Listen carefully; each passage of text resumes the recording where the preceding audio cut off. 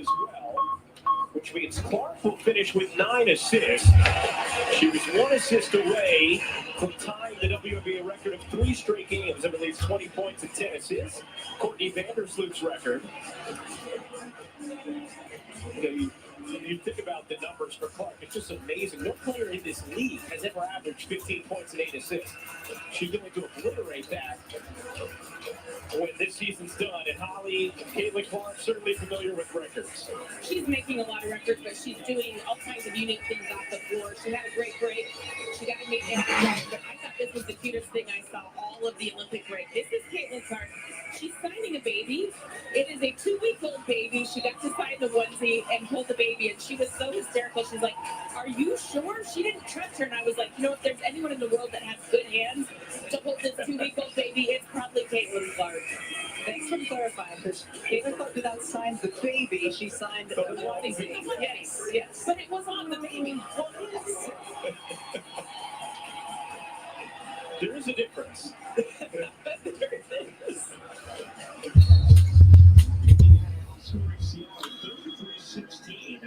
In the quarter. And Seattle moving into the second half of the season. Get ready for the show, it's about to begin. Pro fan talk when we dive right in. Sports talk, hot takes, ain't nothing we lack. We the real fans, nothing holding us back. Mic check, 1, 2, y'all know the drill. We bringing the energy, we keep it real. Touchdowns on liquid air, on the slam dunks on the court. Every sport, every game, we holding down the fort. We breaking down the plays, dissecting the stats. Pro fan talk, we keeping it fat. We bring with passion, no filter, no doubt. We the voice of the fans, we scream and we shout.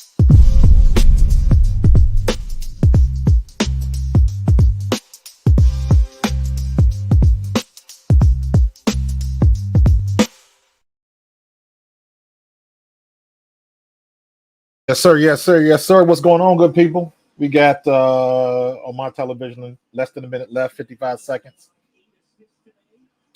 Ooh, Erica Wheeler with a come on, Dantas. You right in front of the damn basket and still missed that shot. See, let's just get this over with so I ain't got to get pissed off and get frustrated over silly stuff. Great game, great win by Indiana, man. We'll get into the box score in just a minute as soon as this game ends. Just stay there. Stay there. Oh, up and down. Call the play.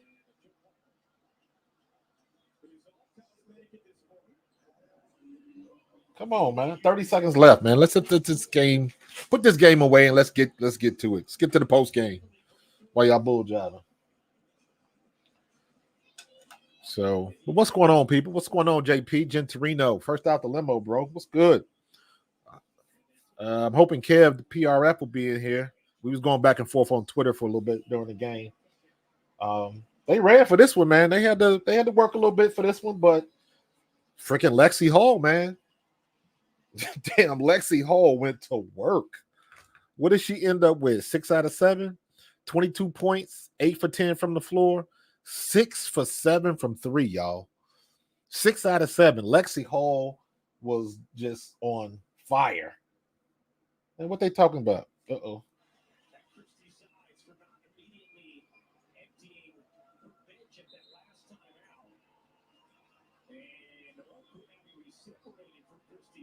What?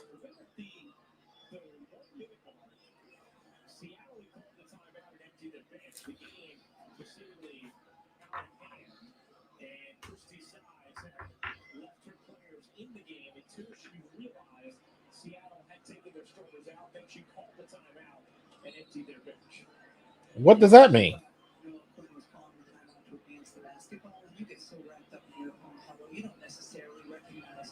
Oh, man, stop bitching.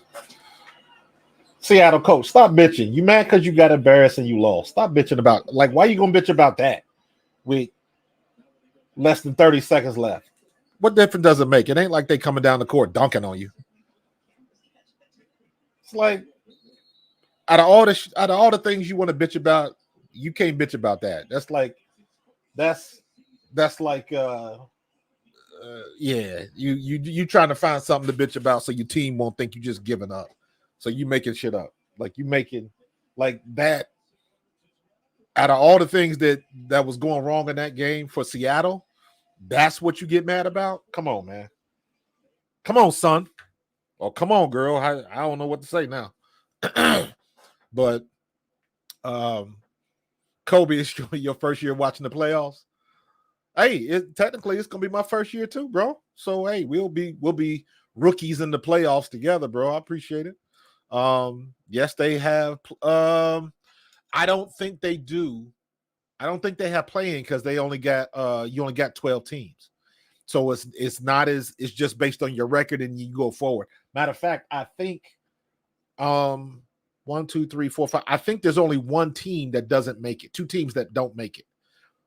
I think. Again, I'm a rookie in the playoffs too, so we're gonna find out together. Yeah, JP, they didn't have to go out ugly like that. That was some nonsense. That's not what you want to bitch and moan about. You know what I'm saying?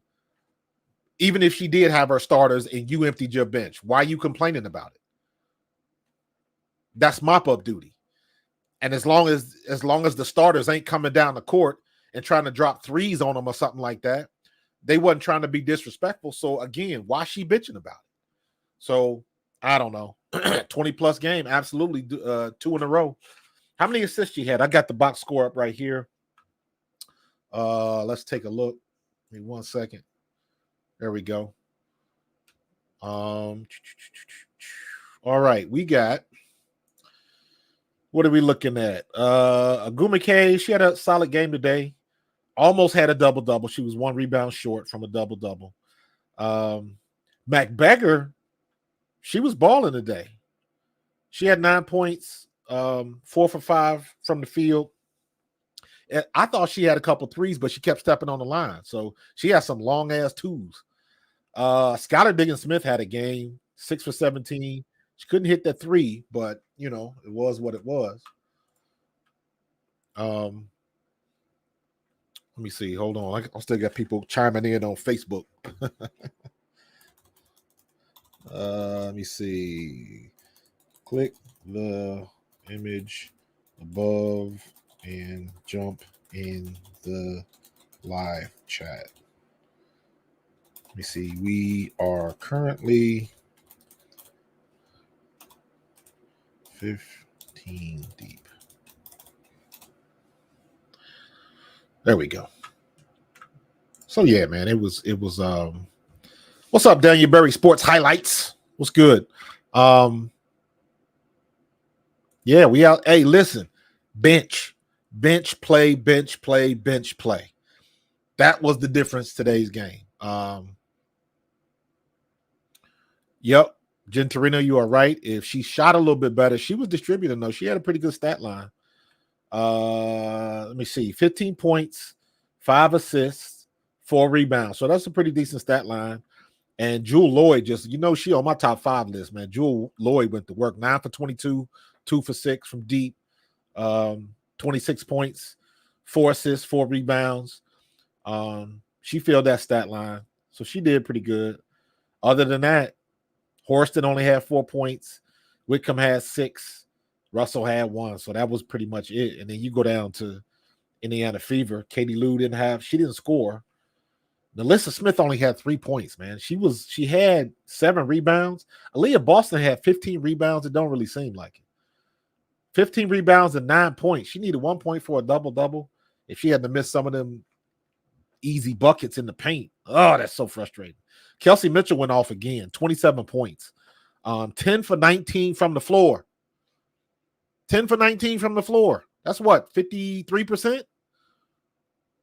5 for 8 from 3. I keep trying to tell people, man, I love Caitlin Clark. Y'all know I'm a big Caitlin Clark fan, but my homegirl, Kelsey Mitchell, is the best scorer on the Indiana Fever right now.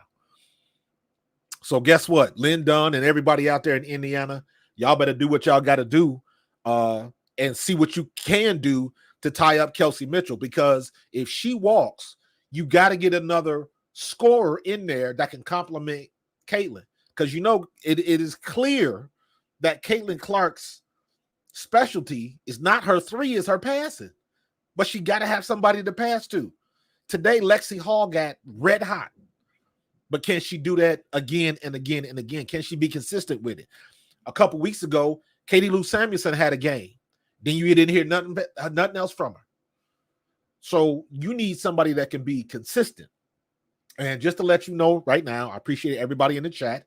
Please, right now, hit subscribe, click on that like button, because I am in South New Jersey and we got a nice little thunderstorm rolling in here. So the possibility that my stream goes out because I lose power, that's a possibility, but we rolling with it right now, man. So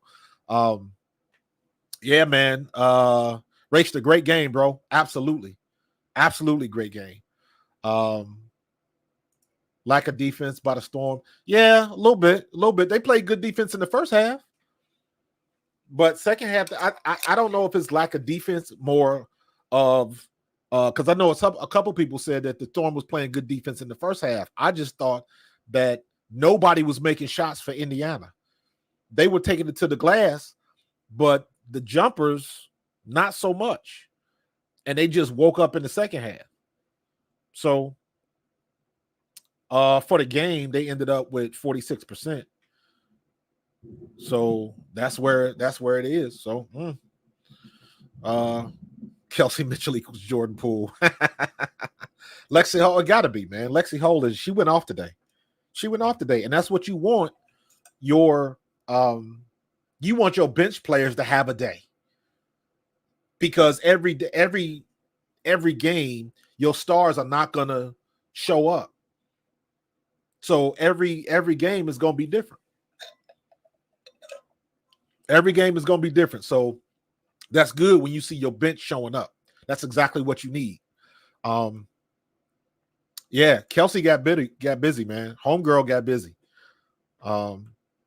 Kelsey Mitchell is arguably one of the quickest players in the league, in my opinion. I got number one is Enrique. Number two, I would probably say is Kennedy Carter. Number three would be Chelsea. Not Chelsea, but Jewel Lloyd. And then Kelsey Mitchell would be, I would rotate her and Jewel Lloyd, number 3 and 4. And also I'll throw Kelsey Plum in there.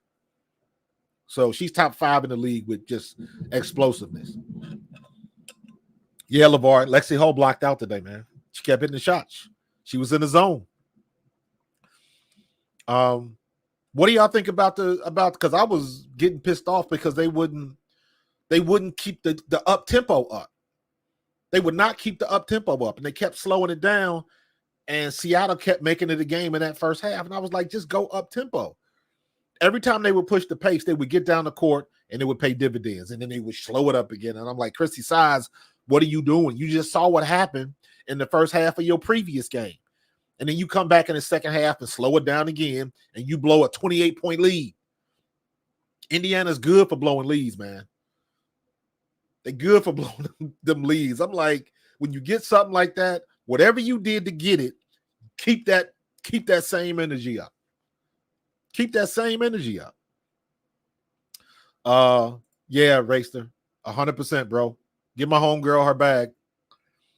Because you know people going to be looking for her. Ionescu,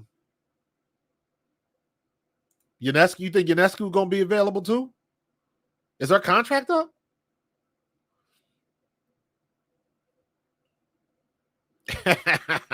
What's up, Kev? I was waiting on you, dog. She's still in the hospital waiting to unconscious. That is funny. Yeah, John, 100%, bro. If they play up tempo and not that slow down stuff, they'll be good, man. They'll be good. I don't understand. Like, I mean, I do understand, but I don't understand why she doesn't understand. Why does Caitlin Clark, and this, I guess this is me getting more detail, and I understand that when you are in the midst or in the middle of the game, you might not be thinking of something like that, but you got to have a coach or something like, listen, every time you shoot, your shot is short. Your threes are short. Get closer to the line. That's all you got to do. That tells you the way where your shot hits the bucket tells you if it hits the front of the rim, you either not jumping high enough, you ain't got no legs in it, or you just too far out. Scoot up. Take one step forward and hit that same shot. It goes in. So She figured it out in the second half, and it was what it was, man. I tell you what, these Thunder Boomers is getting loud though, for sure. But I would say she earned it, Jen Torino. I would say she earned it, but I want to see more consistent offense from her. Now, I will say this. She does play pretty good defense, but she is a little bit light in the ass. Because if somebody pushes her off, she going to the ground. I think she went to the court twice today. So, but hey, she earned that playtime. Now, can she do it again? I don't know, because the next game she probably ain't gonna go 6 for 7. But can we at least be 40%, 30, 40%? So, and she played good defense. I like her defense, man. Yeah, John, definitely legs, man. Definitely legs when you hit in the front of the rim. So take a step in. And I tell you what, Kev PRF, me and him was going back and forth on Twitter. Every time Caitlin Clark hits a mid-range shot, I want to launch fireworks. Because she don't shoot them a lot. And I know they talked about on the broadcast that she was trying to get better at it. And she was she had been doing that in practice, the little runner shot down the middle. I need her to keep working on that. Melissa Smith, she works on that too. If Melissa Smith can get that short turnaround jumper together, she will be deadly.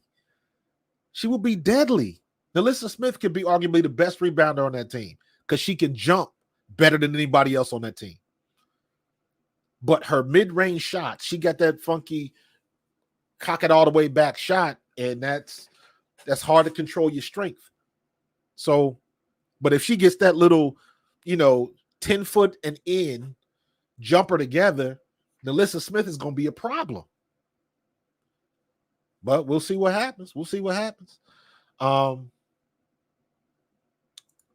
guess Caitlin sometimes she frustrates me because she passes up open mid-range shots, and then she runs around on the court for the three and set herself up for the three. I get it, but like, take what they give you.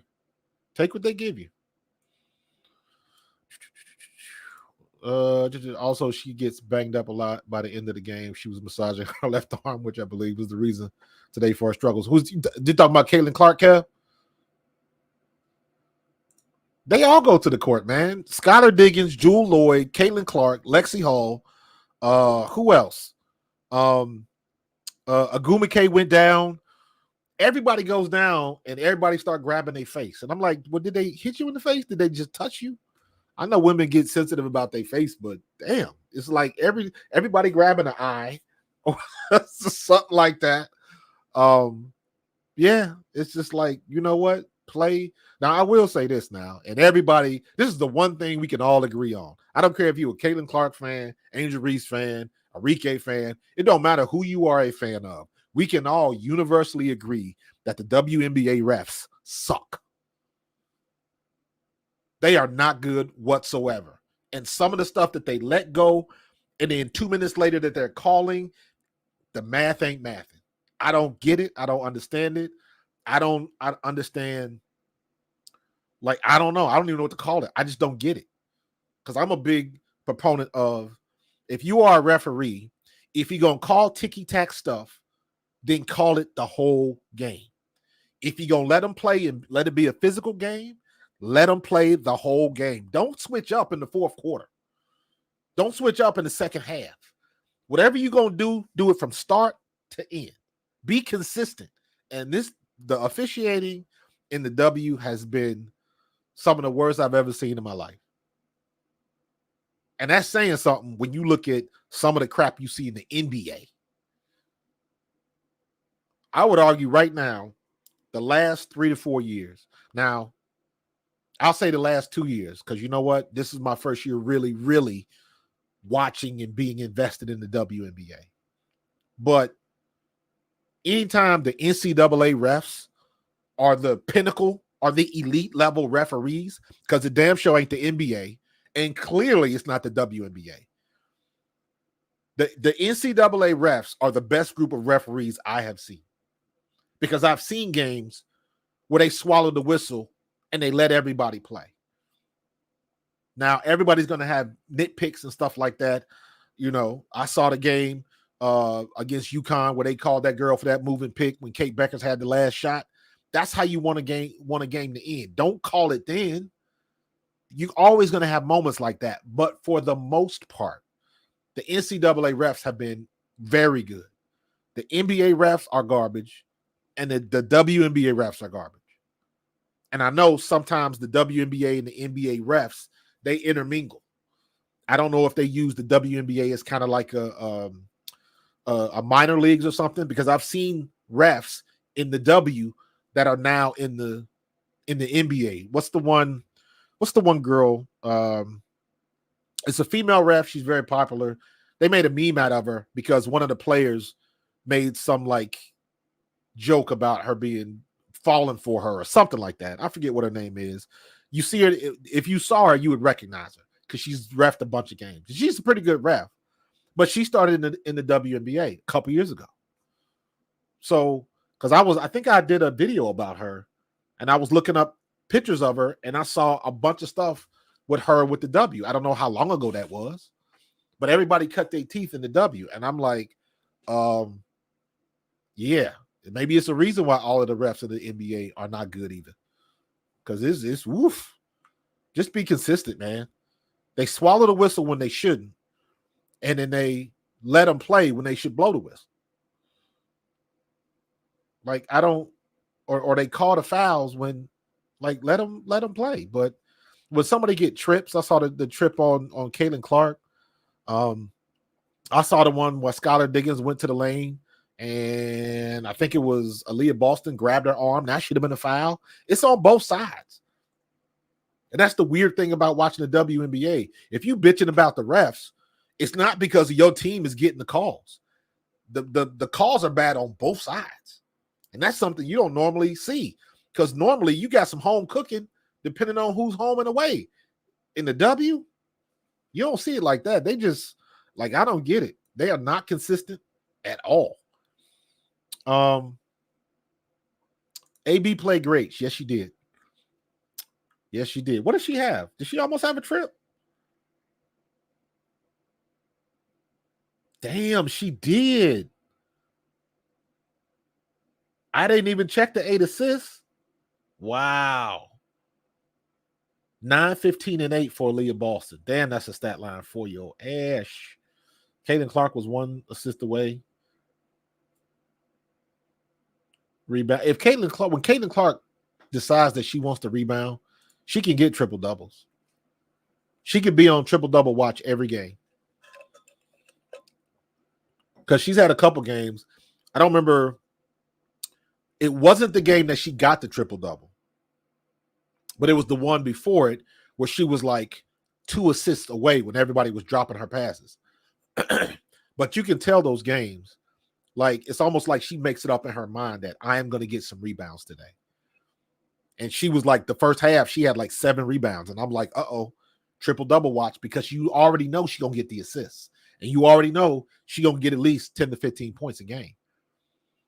So if she really wanted to, she could be on triple double watch every game.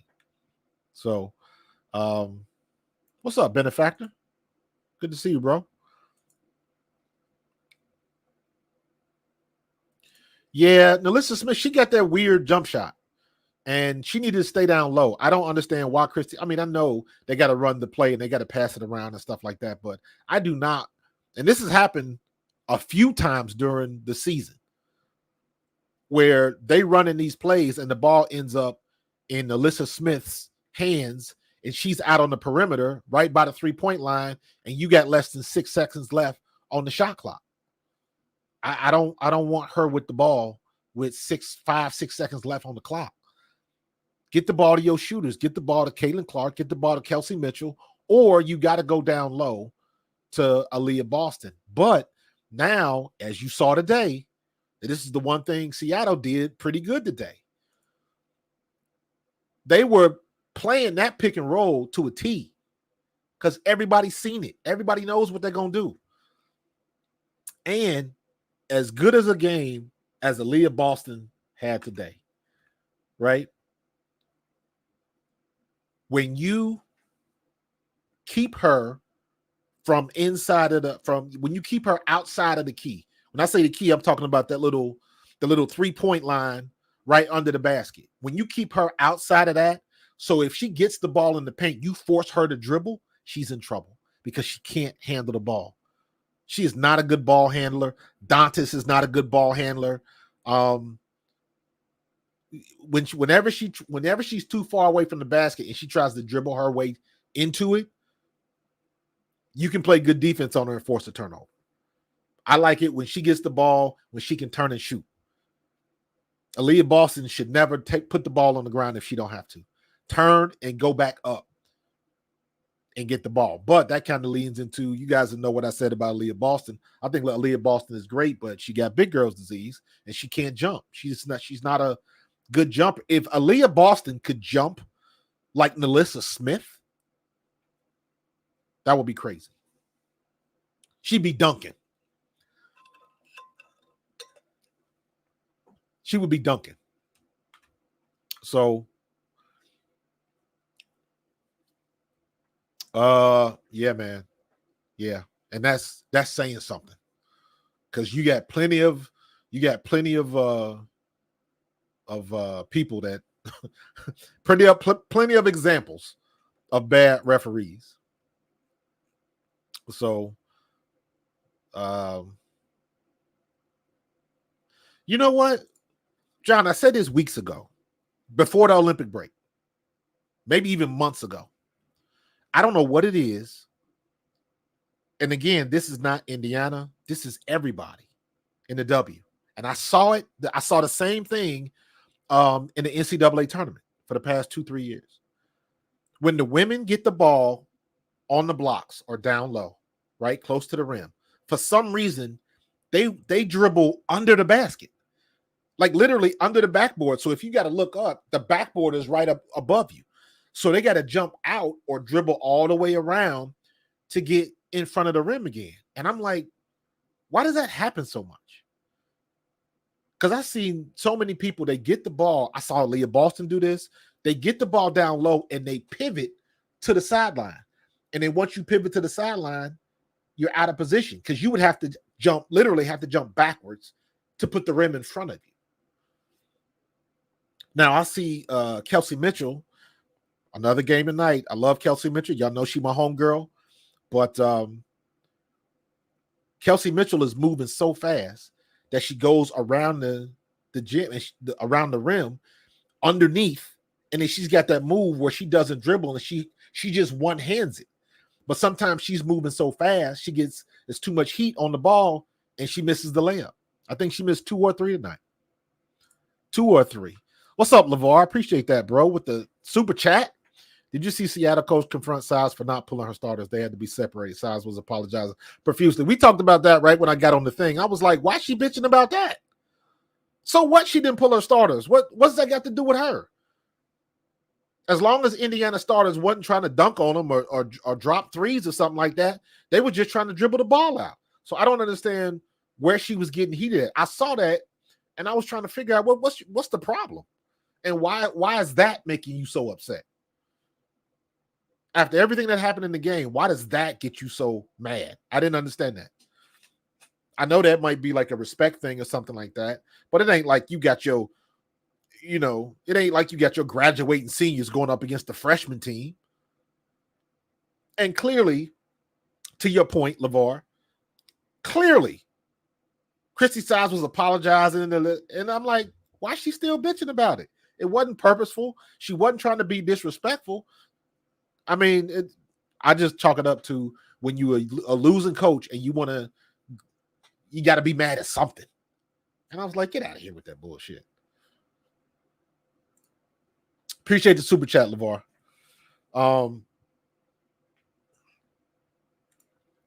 Stafford, 100%. 100%. Aaliyah Boston should be a force down low. But I have seen at least 3 or 4 times, maybe more, Aaliyah Boston will get a rebound and somebody will sneak behind her and knock it out of her hands.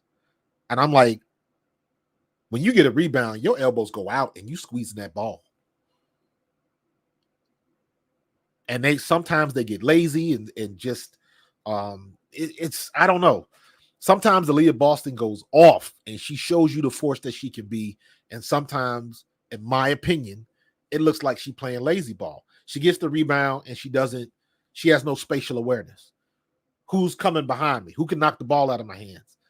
Because I'm like, I wasn't the best basketball player in the world, but when you come down with a rebound, your elbows are out, you're putting pressure on the ball, and you moving the elbow. So if somebody get too close, they're catching the elbow and the chops.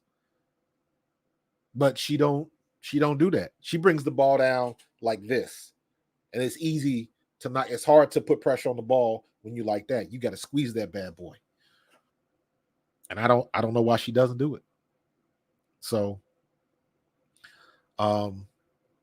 yeah, we was talking about that as the I didn't understand that. That was, to me, that was bad form on her. Like, is she gonna mention that in the press conference? Like, why? That just makes you look bad.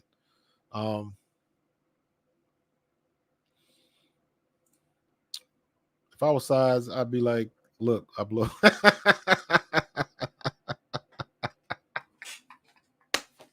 That's a good one, dog. That's a good one, Kev. That's a good one. Yeah, it was BS. I don't know why. Yeah, that's somebody trying to be mad about something, I guess. I guess she wanted to, act like she got heart. You know how that people get. And I'm big with this because I used to try to tell my kids when I was coaching. Like, if you lose, I don't want to see you slamming your helmet and all of that nonsense. I don't want to see that. My motto to my kids when I was coaching football, and even when I coach basketball, don't get mad, get better. Because I talked to the kids very real, especially when I was coaching football. I would tell the kids, I'm never going to make you do anything in practice. In basketball, too, I will never make you do anything in practice that you would not do in a game. If I got you running drills and stuff like that, but it's not applicable to what you would do in an actual game, to me, is useless. So I will never have you practice something that you wouldn't do in a game. And I would tell my kids, don't get mad, get better. If you mad, I can't use you. Because you going to make a mistake and the play is going to keep going. So I need you to focus, get over that mistake and get back on defense or do whatever it is you got to do. Some kids can do that. Some players can do that. Pro on down.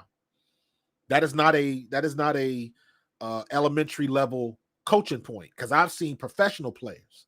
I've seen Caitlin Clark. It is very easy. Caitlin Clark does not have a poker face. So when somebody is getting in her head, you can see it all over her face. And it shows. She's just that type of player. And I've seen her a couple times where her body language just looked like shit. And I'm like, somebody in her head. And then, now she's got her confidence, but at the beginning of the year, she was suffering with that a little bit. So, yeah, she don't have that dog personality. I mentioned this before, because I think it was a couple streams ago. We was talking about who would Caitlin Clark have as like an enforcer, right? And of course, Aaliyah Boston's she's the biggest person on the team, right? But I heard Monica McNutt talk about this. If you don't have that type of personality where you'll drop everything and be ready to throw down, if you don't have that personality, you can't just flip that switch. And she is not that person. Nalissa Smith might be, but Aaliyah Boston, she's not that person. Now, Kelsey Mitchell, you saw what Kelsey Mitchell did with Natasha Cloud last week. I was like, Kelsey Mitchell about to show Natasha Cloud where Woodlawn is. Y'all don't know where Woodlawn is. That's where I'm from. One of the places where I'm from in Cincinnati. That's where Kelsey Mitchell grew up. I know her father, and I know her father didn't raise her to back down to anybody. So when Natasha Cloud, just because you bigger and you butch, you going to jump up in somebody's face, you picked the wrong one. And you see Kelsey Mitchell threw a bow back like, what you want to do? She ain't the one. But my point is, that's somebody that would be ready to go. Kelsey Mitchell is somebody that would be ready to go, but Kelsey Mitchell is 5'7", 5'8". Aaliyah Boston is 6'5". So, unfortunately, Aaliyah Boston just doesn't have that scrapper's mentality. And that shows up in her play. Nalissa Smith looks like she does. You see her snatching them balls away today. And her and Agumake got into it. Not like heated, but they were both trying to pull the ball away. I'm like, that's what you teach in high school. When you go down for a rebound and you battling with somebody, I would always tell kids, snatch the ball. Because everybody just trying to pull it. Don't pull it. Snatch it. And they both did that. And Agumake got one, and Nalissa Smith got one. So, you know, it's all about that physical play. It's all about your personality and what you do on the court. So, damn, everybody worried about the Storm coach, man. We went over that. We just went over that, bro. We just went over that. She was mad because Christy Sides didn't take her starters out. I don't understand why that's a big deal now. If you empty your bench, the other team got to empty their bench. The other team ain't got to do shit. You do what you want to do. You the coach of that team. And it wasn't disrespectful. John, this is the third time we talk about this. So, like, you ain't the only one that was asking that question. So, Rachel, you wrong, dog. You're wrong. You're not wrong, but you're wrong. It is my opinion, Racer, that situation might get Nalissa Smith out of here. In my opinion. Because to me, that is a huge conflict of interest. And the one thing that I'm seeing from a lot of these women, you look at the stuff that went on with Angel Reese, Nalissa Smith, Dejanay, Kennedy Carter, all the stuff that's going on with her right now. Keep your private business private. Everybody, I guess I will attribute it to the WNBA has not been in a situation where they lose a lot of money. Because if you do something stupid in the NFL and they hit you for 25 grand or something like that, because your weekly pay, that's commiserate with your, did I say that right? Commiserate. That's equitable with what you make per week. So if they find you 10 grand or 5 grand in the NFL, they'll fine you for if you got the wrong socks on. But when you do stuff that's outside of normal business and the NFL gets you, you gonna pay. And I think the WNBA, because they really don't make a lot of money, they can't get fined a lot of money. If you find somebody in the W $1,000, that's a good chunk of change, seeing as though they only making like 78,000. And how much you making after taxes? So that hits a little bit harder. So maybe they don't think about it as much. I don't know. However, now that this new media rights money is coming down the pipe, next year, most of the people in the league going to be making a little bit more money, which means them fines are going to go up a little bit. Everything has to go up with it. So we'll see what they do. BD Smith says AB passing was just as good as CC today. If she continues to pass like that out the post, then Fever become unguardable. I agree 100%, BD. 100%, bro. I just need her to start being a little bit more aggressive on them rebounds. But you are 100% correct. She was fired today.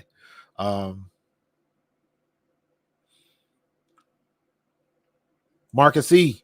Love sharing the name, and you use the K as well, bro. AB needs to stay in the paint, close to the basket, not in and out. Well, I don't disagree with that, Marcus. But the way Christy Sides run that offense, that it is what it is. We could wish that she would do other things, and we'll get into this conversation a little bit later, but how she substitutes in the offenses she's running, that's what they do. So it is what it is. That's not on Aaliyah Boston. She running the plays. So that's on the coach. Absolutely. Absolutely. And let's be clear. This was the same situation that Caitlin Clark was in at Iowa. This is the same situation. If Caitlin Clark was off and Hannah Stokey wasn't doing nothing and Martin wasn't doing nothing, they were in trouble. And there was a couple of games like that where nobody was hitting shots and they were struggling because Caitlin Clark was cold. Her threes weren't falling, so she does what she does now. She started passing and she started driving to the lane. And she was getting to the free throw line, but she could never get her deep shot down. And if you're making a lot of passes, that means your teammates are not hitting shots because those passes need to turn into assists. So, listen, man, I thought Tammy Fack-Bentley was going to be playing after that Olympic break, but when I found out that she was still out, I was like, I don't understand that. Like, did she break her finger or something? I don't know. So, I don't know what happened, man. It good question. Good question. Let me see. Somebody just hit me up. I can't find out where it was. My Facebook is still pinging. Let me see. Still in there? Let's see.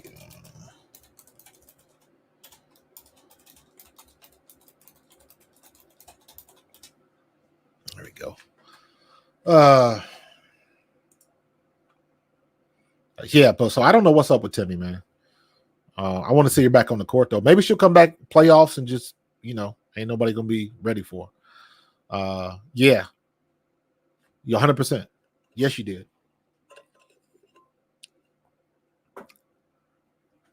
And Lexi Hull did today. Lexi Hull did exactly what Kate Martin did at Iowa. Absolutely.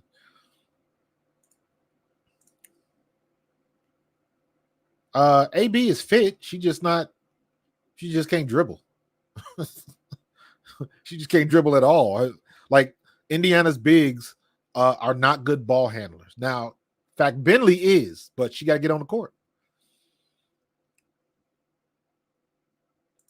That's a good question. I do not know. If anything, that Fack-Bentley, because Fack-Bentley can run. Fack-Bentley can get up and down the court. She got that long gait. She can move. She's fast. So I don't think that will slow them down. Yeah, they never said that the finger was broken. They just said it was a hand injury.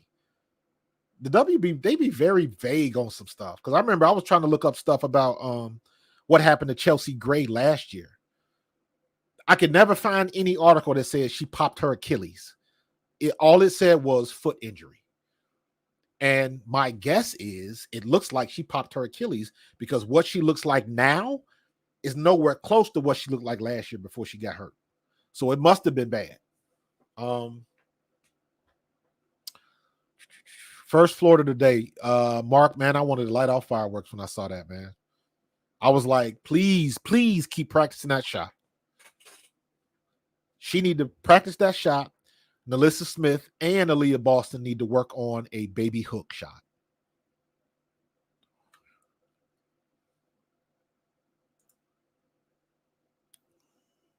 Was that a joke? That's the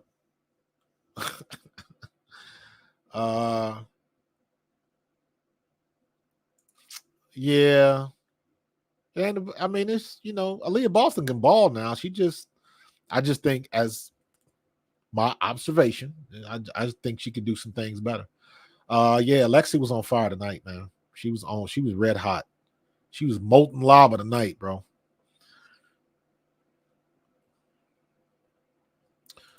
Let me see. What's up, Rob?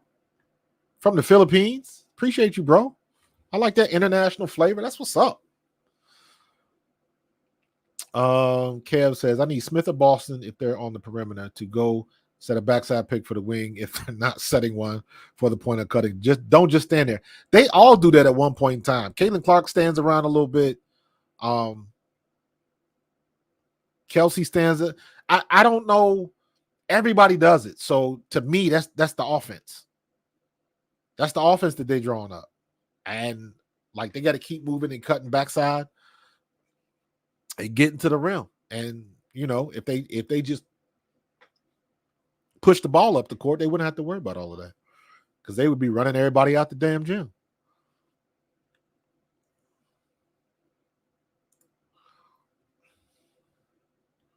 Yeah, I guess that makes sense. I guess that makes sense. She just don't look healthy, and she don't look like she in game shape. Dantas doesn't look like that either. Dantas does not look like she's in game shape. Because I think she would be a pretty good player if she lost like 10, 15 pounds. I don't know if she had a baby, was she hurt? I don't know what her situation was. But when I see her, she does not look like she's in game shape at all. And I could tell she's what, 6'3". She got a decent jumper. And she can move pretty well. Because she can move pretty well now, but it looked like she ain't full tilt yet.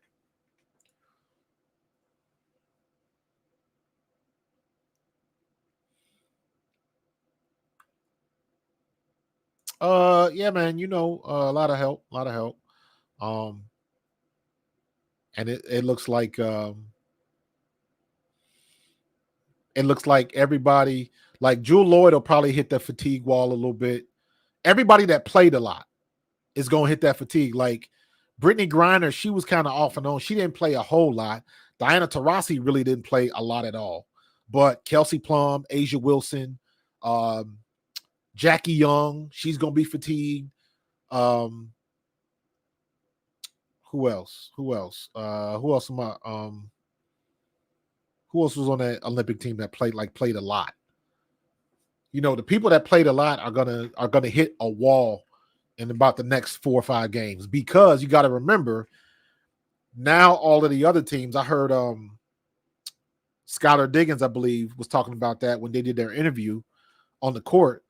She was talking about the hectic schedule they got now, and I'm like, that's the hectic schedule Indiana had at the beginning of the year. It's like everybody getting a turn with a crazy schedule. So, everybody that went to the Olympics, now they're going to feel the effects of it, because now they're coming back. Everybody else has got rest, and y'all just was on a 2-week vacation in Paris, and now you coming back home, you got jet lag and all of that stuff is real, and you gotta shake the rust off. The good thing about it is, even though they might be fatigued, they've been playing almost every day. So they don't have as much rust to brush off. So we'll see how it works out. Where can someone watch the post-game press conference? You know what, Catherine? I usually it's usually on ABC, or it'll be on, somebody will post it on YouTube. Since it was a home game for Indiana, go to the Indiana Fever YouTube channel or the Twitter page. It'll probably be on there. That's a good question. Did Clark, what did she get that technical for, though? Because she smacked the backboard, or did she say something to the refs? I didn't see that. I think I ran to the kitchen or something. When I came back, they showed a replay of her smacking the basket, the little padded part of the basket, and they said she had a tech. So did she say something to the refs? I missed that.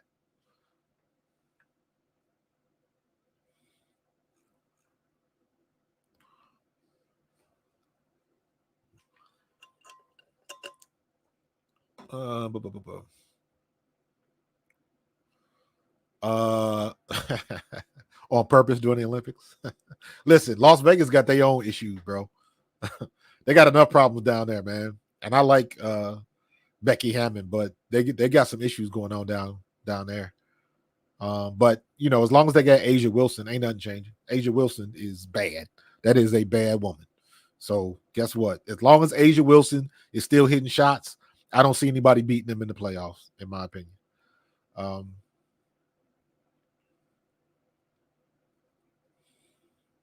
I guess I thought she may have said something. On the broadcast, I heard somebody said she was mouthing off, and I'm like, well, what did she say? Like, what did she say that was that bad? I don't know. Like, why? But why though? That's the stuff that, once again, these damn refs. Why you gonna call it tech on that? Because she was frustrated and smacked the stanchion or whatever. Why would you give her a tech on that? Did she had to have said something? I refuse to believe that's the cause. I mean, with these refs, I guess it shouldn't be too surprising, but still, that just doesn't make sense to me. I don't know. What's up, Julie? CC hit the backboard because she was mad at herself. Didn't like she said anything. Yeah, exactly. I'm trying to figure out what would that should not have been a tech. That's what I don't understand. A tech is when you do something that's like disrespectful, or you go at somebody's neck, or like you hit like when Kennedy Carter knocked Caitlin Clark down. To me, that should have been a tech. That should have been a flagrant. That should have been a tech. So I don't. Yeah, I mean, we go round and round with these refs about how bad they are. Like I don't understand it. Yeah, she's had a couple of them that were like iffy. So, and that's the situation where you got to look at Kathy Engelbert and say, okay, you the commissioner of the league. You might want to send a memo out, like, don't call no dumbass text on Caitlin Clark, because if she don't play, the ratings go down and we lose some money.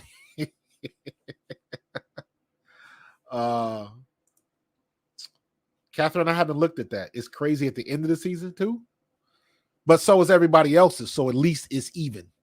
It's not like Indiana, because at the beginning of the year, Indiana was running ragged. They had 10 games in 17 days or something like that. It was brutal. So now everybody else getting their turn. So even if it is, they won't be the only one going through that.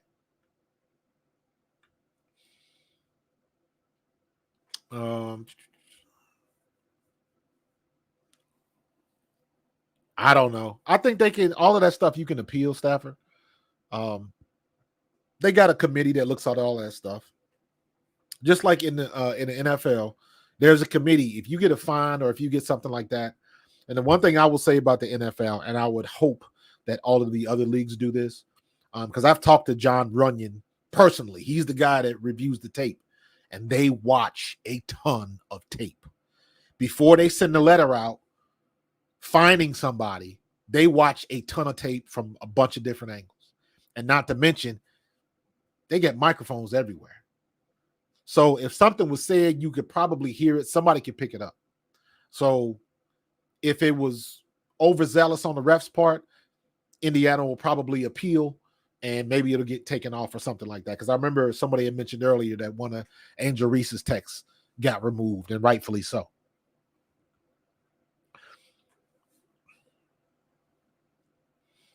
Nah, she ain't that bad, dog. Come on, Rasheed Wallace. Come on, man. Come on, man. So, yeah, man. Good game tonight. Good game tonight. Oh, and Kev, where you at? Kev, you still in here? Kev PRF, you still in here? Looking at the box scores. Erica Wheeler only played for 7 minutes tonight. 7 minutes. Saxton only got 1 minute. She got mop-up duty at the end. Wallace got mop-up duty on the end. Berger didn't even come in. Did Berger play? How'd she get? So Berger has credited a rebound, but she didn't even play a full minute. She's not even credited for a minute. So I guess she came in with less than 60 seconds on the clock, and she scored a rebound. So I'm curious about Berger, because Berger came out of Indiana with a lot of hype, and I'm thinking, did they sign her because she thought she was going to put butts in seats? I don't know. I don't think I'm about to go back and look at some of her tape. I want to see how good she was when she was in college. I don't remember ever hearing about her, to be honest with you. So I guess she a fan fave. I guess she can put butts in seats. I know she played in Indiana, but is she from Indianapolis? Is she from the local area, or is she from somewhere else in the state? I don't know. Hustler for culture. You are the fourth person that's been asked about that situation. We've discussed it 3 times. Basically, it was the Seattle coach. She was mad because Christy Sides did not put her the rest of her bench in the game for whatever reason. So it was her being trying to be mad at something. So yeah, Catherine, I'm gonna have to look up tape of her. I want to see her some of her college footage because she got a lot of hype. I just don't remember hearing about her. Yeah. It's all good, bro. You're not the only one interested in see what happened. Oh yeah, they're making the playoffs. They're in right now. If the playoffs started today, they would be in. So as long as they keep doing what they're doing, I don't see a reason why they do not make it to the playoffs. They should be fine.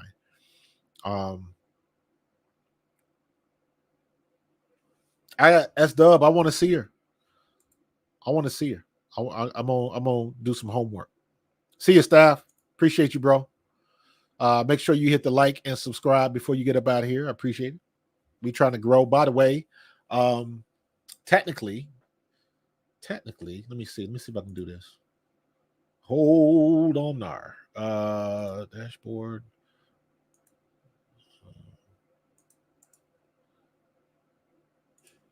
Go to my channel analytics. I wanted to do this. I see everybody doing this, but I'm trying to get to 4,000. Trying to get to 4,000 subs before the start of the NFL season. So make sure you subscribe, tell all your friends about me, and watch the videos. Trying to get to 4,000 before the start of the NFL season, or at least the start of the end of the WNBA season. So keep that in mind. But yeah, man, good game today.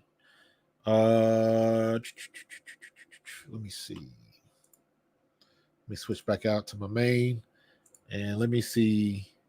So LA and Las Vegas, they're in the first period. It's 15-13 Las Vegas. LA had that game last night too, and Chicago blew it. Or they blew it against Chicago. Connecticut lost to Atlanta. Atlanta beats Connecticut. Nice. And then Chicago plays Phoenix tonight at 9. So that should be a pretty good game. So Kennedy Carter wasn't in the lineup, and Chicago got drugged by Phoenix. So now it's a rematch tonight, 9 p.m. Chicago is in Phoenix. So that should be a good game. So yeah, I appreciate that, Gentorino. Trying to do it the right way, man. That organic growth. What's up, Professor? Double teaming CC, you have to make the opposing. Yeah. I just think they couldn't. Lexi Hull just hit her shots. S-Dub, I appreciate you, bro. Appreciate you. Thank you. I appreciate everybody on my squad. Everybody that's on my squad. Much appreciated. Now hold on, S-Dub, because you already know what that means, right? You already know what that means, bro. That means we got to come with the wrench. Everybody show love to S-Dub because S-Dub is about to get the wrench. That means you're part of the squad. Boom. Boom. There it is. And there you have it, ladies and gentlemen. Appreciate it, S-Dub. You part of the squad now. You are official, my friend. Much appreciated. I appreciate everybody that keeps tuning in and staying with me as my team continues to grow. Do you think if Indy goes far enough in the playoff, situation with Kelsey could change? I hope so. I really hope so. But she's in the crossroads because she's been at Indiana since she came into the league. So with the money going up, maybe she wants to be somewhere different. Maybe she wants to get an opportunity, to do some with somebody else. So she got, let me see, this is her, I don't know what year she came in, but if this is, let's say this is her 4th year. Let me see if I can look that up. Kelsey Mitchell.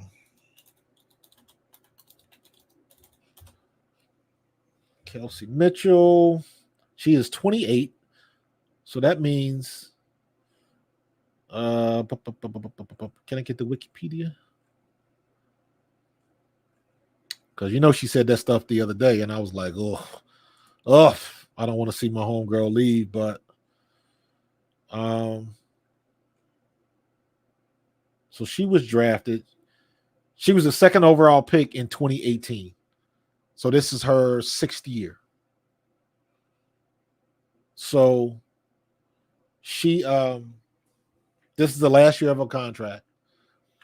So people are going to be trying to get her. Other teams are going to be trying to get her.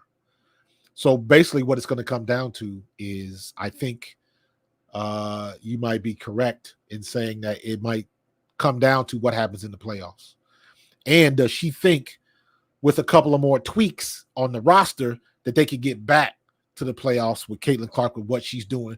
Because you got to remember, barring injury, Caitlin Clark is going to come back better than she did this year because now she got confidence. She knows how it works. She understands the timing and what you got to do, and she understands where she's living. And all of those things that you worry about being new are not new anymore.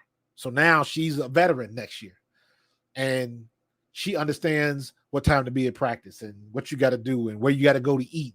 And she understands all of that stuff. On top of, Indiana is her town now.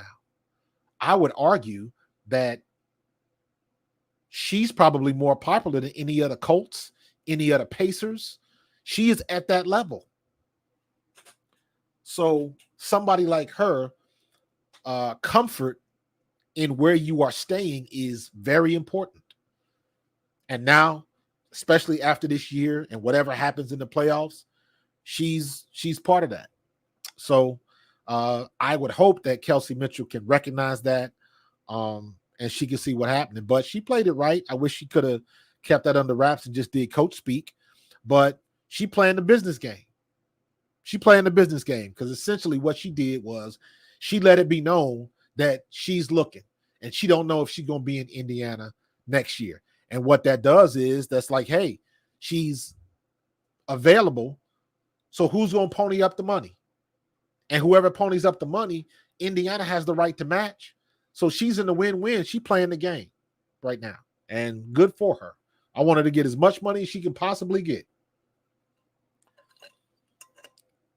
So we'll see what happens, but that's the game you play. If somebody comes down and they want to pay you $300,000 or $400,000, I don't know what the max is going to be when the media rights money hits. That's the question. Because if you look across the league now, the salary for the rookies is what, $78,000? You like these rookies getting $250,000 contract, $250,000 contract. It's a 4-year contract. And I was like, wait a minute. Excuse me. They're getting $278,000 on a 4-year deal. And it works out to about $78,000 a year or something like that.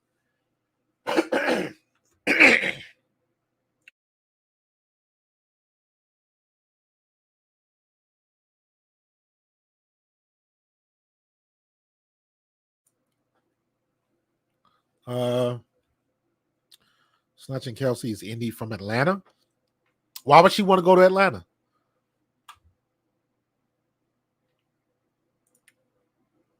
Why would she want to go to Atlanta? She want to go to a winner. If she's just going for money, that's one thing. But if you want to go somewhere and win, Atlanta's not the place. Yep. Eric Robertson. I mean, the Fever have got to get rid of Erica Wheeler and Wallace. Yes, I agree. And that's not going to happen because of size. As long as size is the coach there.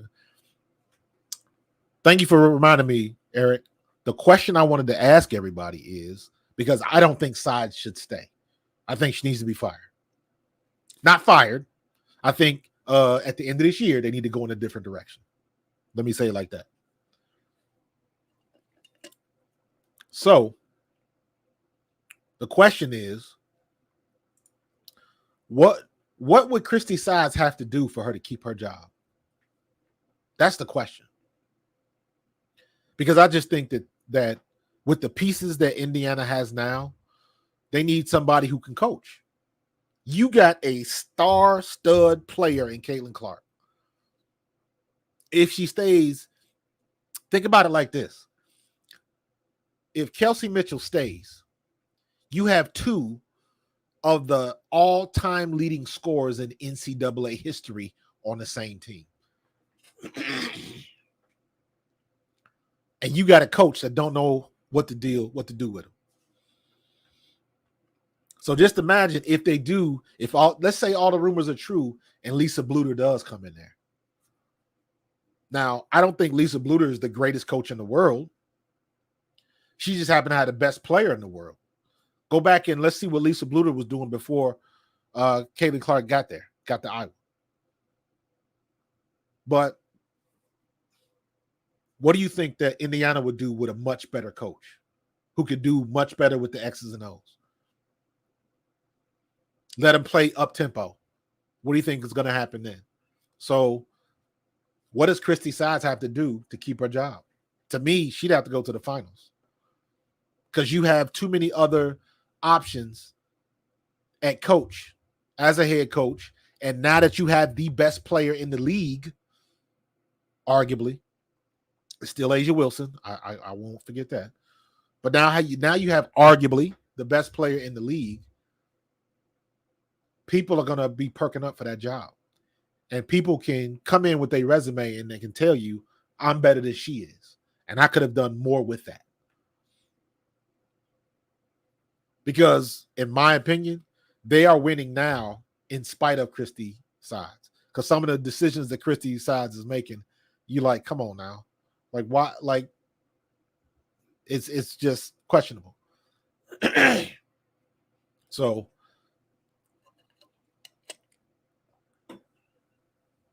we'll see what's going to happen, man. Eric says she needs to go no matter what.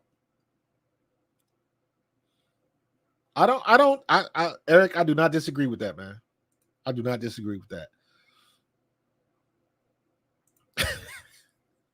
Thank you again for the super chat, LeVar. Sides jumps around on the sideline like she playing. You know what? If you ever listen to Sides, if you catch the mic, the hot mic, and you can hear Christy Sides, literally, she sounds like she coaching a fourth grade team. Because she always yelling and clapping and then sometimes you want to say, like, they know what to do. Chill out. Let them do what they do. Let them do what they did that got them there. But that's funny. Appreciate you, LeVar.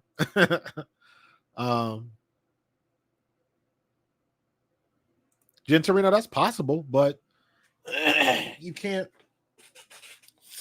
I look at it like this. Matter of fact, hold on. Indiana Fever.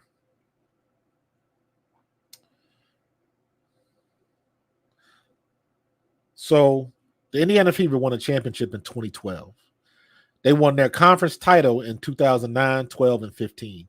So the last time they did anything of consequence was in 2015, right? Trying to see if they have a list of like the records. Here we go. And let's I'm taking it recent history. 2017, 18, 19, 20, 21, 22, and last year 23. The last time they were in the playoffs was in 2016 and they lost in the first round. And it looks like that to whoever asked it, was there a play-in game? They lost in the first round to Phoenix 0-1. So they only played, so that must have been a play-in game or something like that. So the last time they were in the playoff and they had a first round bounce was in 2016. 1, 2, 3, 4, 5, 6, 7. So they haven't been in the playoffs in 7 years. And this year they're going to make the playoffs. So, because Lynn Dunn, the GM, she was the head coach when they won the championship. Conference finals, lost conference finals to Detroit, lost WNBA finals to Phoenix.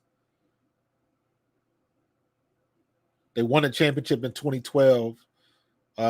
Lynn Dunn was the head coach. So that old woman that y'all see all the time, the GM Lynn Dunn, she won Indiana their only championship. So she got some gravitas. Then they had Pokey Chapman for 3 years, Marianne Stanley for 3 years. Marianne Stanley got fired, and then Carlos Knox was the interim, and they went 3-24 that year. And then they hired Christy Sides last year in 2023.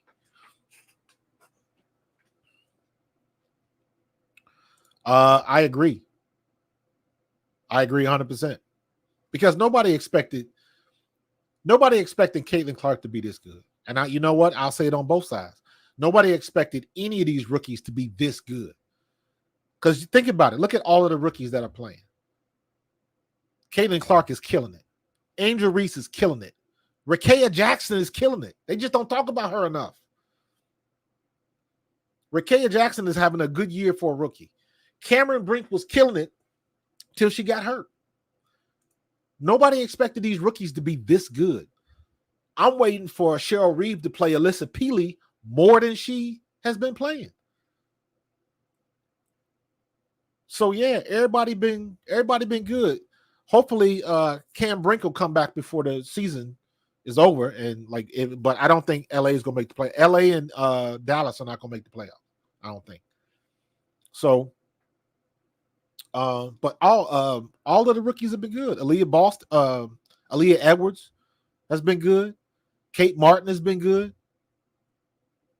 So, I don't know. Cardoso, they finally playing her. And Cardoso is finally coming in there. She had a really good game last night. So this whole rookie class has been really good. And nobody expected that. And to the original point, S-Dub, that I know that Kelsey Mitchell possibly she had plans to get out of here. But when you got a winner on your team and you start winning, yes, that can change your mind. Because here's the thing, especially now in the social media era, with the new landscape the way that it's going. Here's the deal. Everybody wants to get the bag. But do you want to win? That's the question. Everybody wants to get the bag. But how fun is it getting the bag if you only win 5 games? Arike Agumbawale is arguably in top 3 best players in the league right now. But she played for Dallas. So all of that scoring that she's doing, and Dallas only has 6 wins.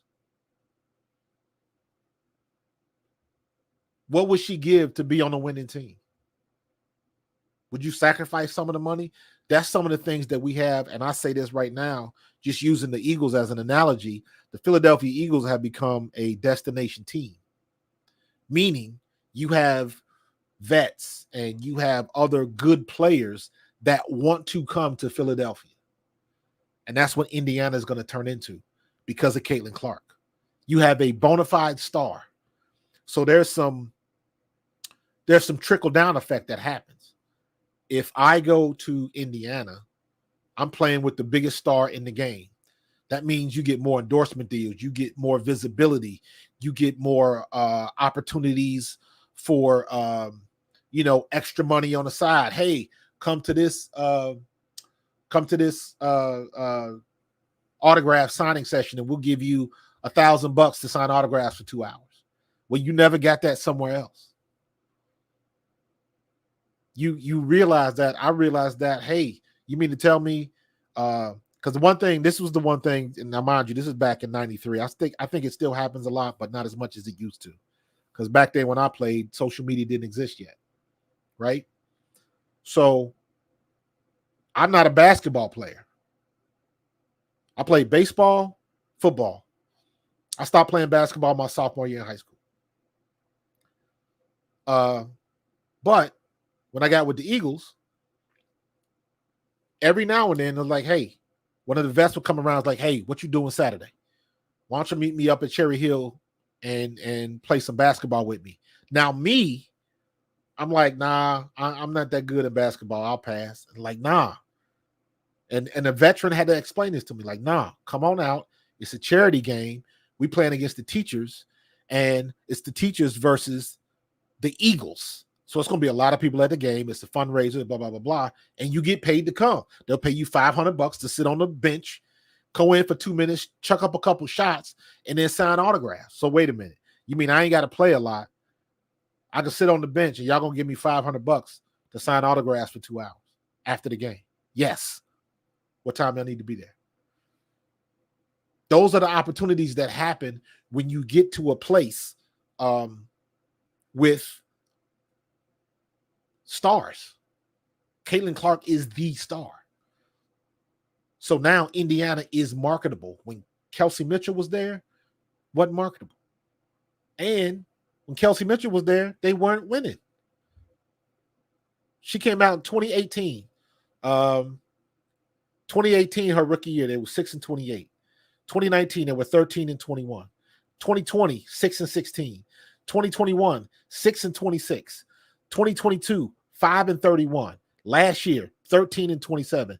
And none of them years they made it to the playoffs. So this is the first year Kelsey Mitchell has been in the playoffs. So that might steer her back. I don't know. Depends on where she gets an offer from. If she gets an offer from someplace like Las Vegas or Connecticut, where they go to the playoffs every year, or New York, maybe not. So do you want the bag, or do you want to go somewhere where you can win? And in some situations, and I think it might be in Kelsey's best interest, she might be able to do both. So the way she's playing now, she is a lot of teams are going to want her. A lot of teams are going to want her because you can't argue with the stats. I was arguing with somebody else, and this person was a Caitlin Clark. But it's funny how people think I am not a Caitlin Clark fan on Facebook and stuff like that. Because this person, they made a comment on one of my videos, and I said in the video, I said Kelsey Mitchell is the best shooter, is the best scorer on the Indiana Fever, not Caitlin Clark. What? What do you mean? Are you crazy? You delirious and blah, blah, blah. I was like, dude, check the stats. Caitlin Clark is shooting 32% for three. Kelsey Mitchell is shooting 37%. From the floor, Kelsey Mitchell, I believe, is 40%, 44%. Caitlin Clark is 40%. So in both cases, Kelsey Mitchell is the best scorer on Indiana's team right now. And she's the best scorer, and we done already had them games where Christy Sides sat her for damn near a whole quarter. Just imagine if she was playing like she should be playing. And now that her and Caitlin Clark have finally got a rhythm and they kind of understand each other, it's only going to get better going forward. So having said all of that, Kelsey Mitchell is going to be looking elsewhere, but she's also going to be looking at what Indiana is going to be doing, because she does have this advantage. Because if they're going to make trades or get some more pieces, she might have the advantage to see what's going on before she has to make her decision. So again, she's playing the game, and more power to her, because she's been in the league long enough and has been, treading water and choppy water. You know what I'm saying? She ain't making no headway. This is the first time she's going to get This is the first time she's gonna get a playoff check. First time this year she's gonna get a playoff check. And if they continue to do what they've been doing, if Christy Sides finally wakes the hell up and lets them go up tempo like they're successful at, they might even be able to make a run in the playoffs. That can change your mind. That can definitely change your mind. So we'll see.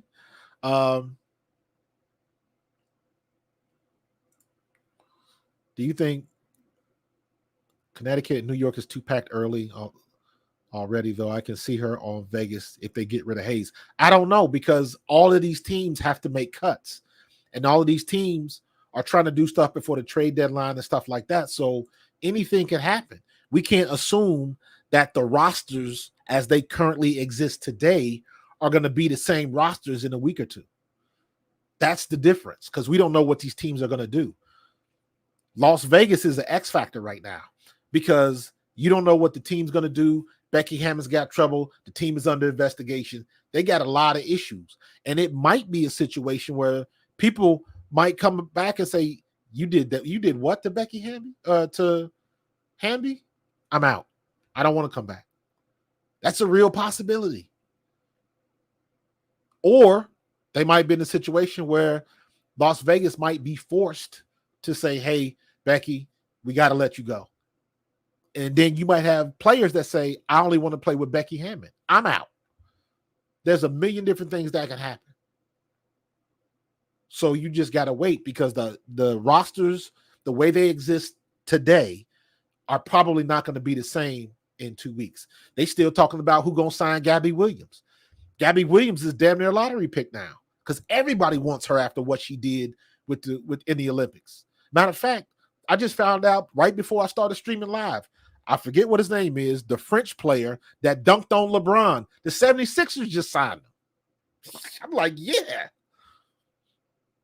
The 76ers just signed him. So, and I'm saying all that to say, Gabby Williams is in play, which means a lot of teams are trying to make moves to get players so that the rosters will not look the same in about 2-3 weeks. So there's a lot of things that can happen. So I know it looks like after that interview that Kelsey Mitchell gave, that she might be out of Indiana. However, it is not a done deal, and a lot of things can happen until that time happens.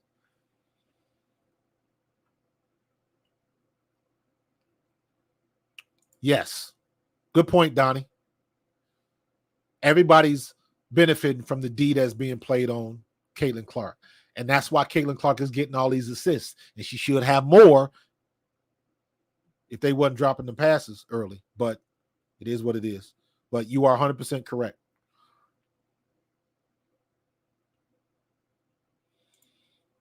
Unless Sabrina goes to Indy with Clark and Mitchell goes to New York. I don't know. Sabrina and Kelsey are the same type of player. If New York traded Sabrina for Kelsey Mitchell, I think that's the wrong trade, because Sabrina is more like a point guard. She's more like a quarterback. She's dishing it out. She's setting things up. Kelsey Mitchell is a scorer. She's trying to get the ball in her hands and she's trying to go to the rack. So if you trade Sabrina Ionescu for Kelsey Mitchell, does that mean Stewie's going to be bringing the ball up? Like it shifts what you do on your roster. And that's something that you got to think about, because a lot of these players, it's not play for play. Kelsey Mitchell is not somebody that's a point guard that can set up offenses and distribute. That's not her game. Her game is get the ball and score. What she needs is somebody to get her the ball. That's when she's at her best. And if all of that time that I read off, when she was in Indiana, if she was the point guard bringing the ball up the court, or if it was Erica Wheeler's not scaring nobody. She may have been an all-star at one point in time, but yeah, that play has gone downhill. Yeah, they did. They did, Eric. A lot of in the paint stuff. That's why I'm glad Aaliyah Boston came back, because it was ugly. for a little bit.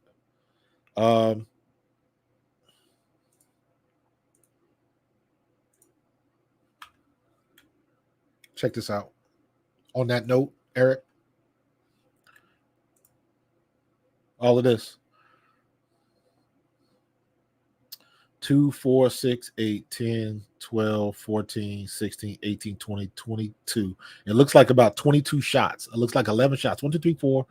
1, 2, 3, 4, 5.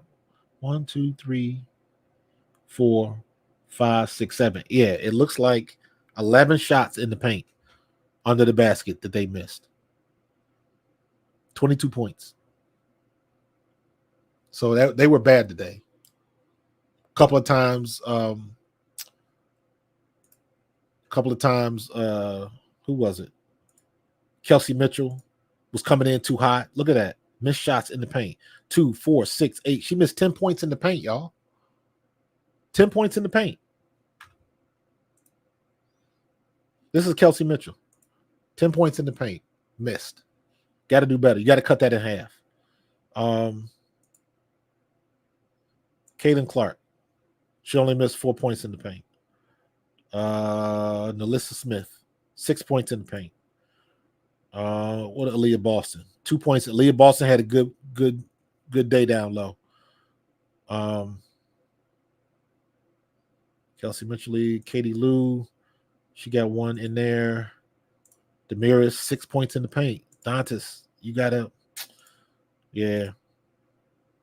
Lexi Hull only 1 point, but Lexi Hull was killing it. Look at that. Lexi Hull only missed 1 shot on the day. 1 shot. She was killing them. She had her day today. Should have been like 115 as Dub.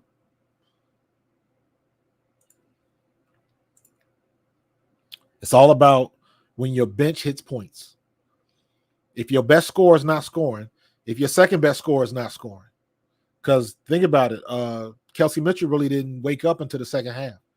She was kind of cold too in the first half. So everybody woke up in the second.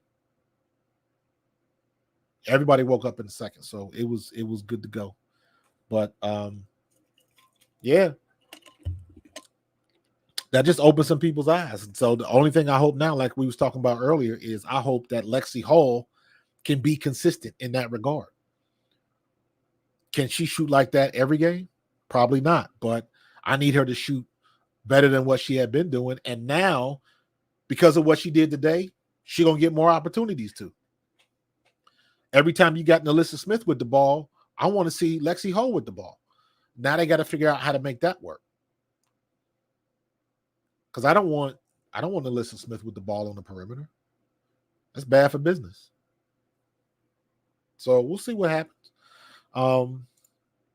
Worst case for Mitchell is she gets traded to one of those expansion teams next year for Beckers.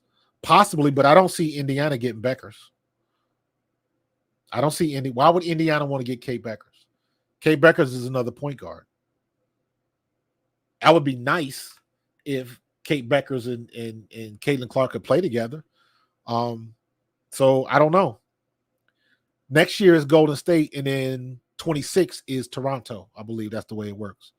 So next year, I think Golden State will be in play, and then in 2026, Toronto will be in play. So I honestly think that the league made a mistake. I think they should have waited until at least 2026 or 2027 to add another team. I think they should have just held status quo and make that money on the amount of teams they have now before they expanded. But it is what it is. This was in motion way before Caitlin Clark came into the picture. So you got to go with it. So we'll see what happens, man. We'll see what happens. So, but while I got you on a little lull, don't forget to subscribe. Click that like button. Let me see. We got 52. We got 52 likes. That's what I like to see. So it's been a live chat today, man. Been a live chat today. Great game. It's going to be a busy week for me this week, so I'm letting everybody know. This week, the Philadelphia Eagles play the Minnesota Vikings at home, and this is Saturday. It's a 1 o'clock game or 1:30 game, I think. But this is our alumni game, so I will be at the game on the field.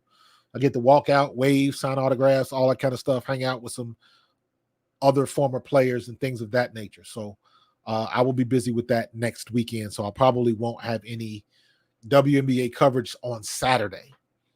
But my goal is to I'm going to get down to the stadium a little early. I'm going to hang out with some tailgaters. I'll probably be doing some live stuff before I have to go into the stadium and do what we got to do there. But I'm going to broadcast. I'm going to try to stream live from the event. So I'll be working on some things during the week. It should be a lot of fun.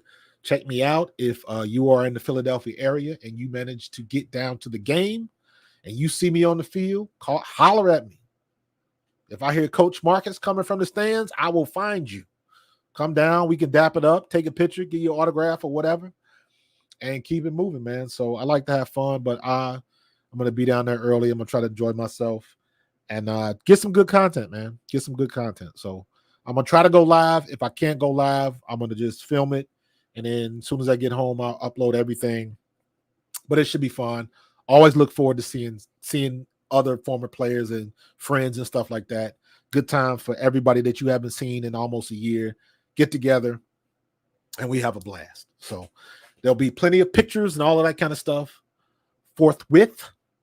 And it should be a lot of fun, man. But during the week, 9 p.m. every night, I will be posting something live. I will probably be live. There'll probably be games. When it's games like this in the middle of the day, I will be doing. I'm not going to do the broadcast like I was doing before. I'm going to set everything up for a post-game show, just like this one is, because I think that's the best way to do it. And usually I get on the stream with about anywhere between 5 to 10 minutes left in the fourth quarter. And then, of course, we start the post-game show in earnest at the conclusion of the game. And tonight was lit. Great conversations. Everybody had great opinions, man. Making a lot of sense. We had some jokes. Jen Torino, S-Dub, welcome to the family. Eric, who else? Donnie A, I appreciate them opinions, bro. Alejandro, don't be a stranger, man. And yes, they are developing good chemistry, bro. Yes, they are. Iron Dukes 23. It took Kelsey a minute to realize it was CC's team. I agree. Don't be a stranger, bro. Make sure you subscribe. Definitely want to see you again. Don't be a stranger. Who else? Who else did I miss? Michael's TV podcast. I appreciate you, brother. I try to call out everybody, man. LeVar with the super chats. I appreciate that. El Professor, I appreciate you. JP, don't be a stranger, man. I appreciate you. Who did I miss? Betty R. Kelly Cooks with Cart. Absolutely. Angel Reese talking about Reese's Pieces. How come they ain't got Clark bars? Because Clark bars are nasty. That's why. J.M. Ramsey, I appreciate you. Everybody, man. I'm trying to go through, but I know I'm going to miss some people, man. But everybody that was on the stream. Hustler 3 of 4. Hustler 3 of 4 Culture 3. It's a long name, but I appreciate you, bro. Catherine McBride, please, please, please don't be a stranger. Stafford, as usual. Everybody, man. Julie, I appreciate you, Julie. Everybody, man. We had a good one. Rob, Raster, the great benefactor. Kevin, the PRF, as usual, my guy. BX Polo. Everybody, man. And if y'all don't know, hit me up on Twitter. Hit me up on Twitter, man. We can talk there too. Let me see. Is my Twitter? Let me see. Oh, there's my Twitter. Coach_Marcus06. Hit me up on Twitter. And we can continue this conversation, man. But I'm going to get up out of here. Thank you for joining my chat. Thank you for joining this conversation. I cannot do it by myself. I don't want to talk by myself. This is a conversation not a monologue. So I appreciate you guys, and I will see you on the next one. Stay tuned for more stuff coming this week, and you already know how we get down, man. Be safe. God bless. Enjoy your family, and have a good week. I'm going to see you on the next one. Peace.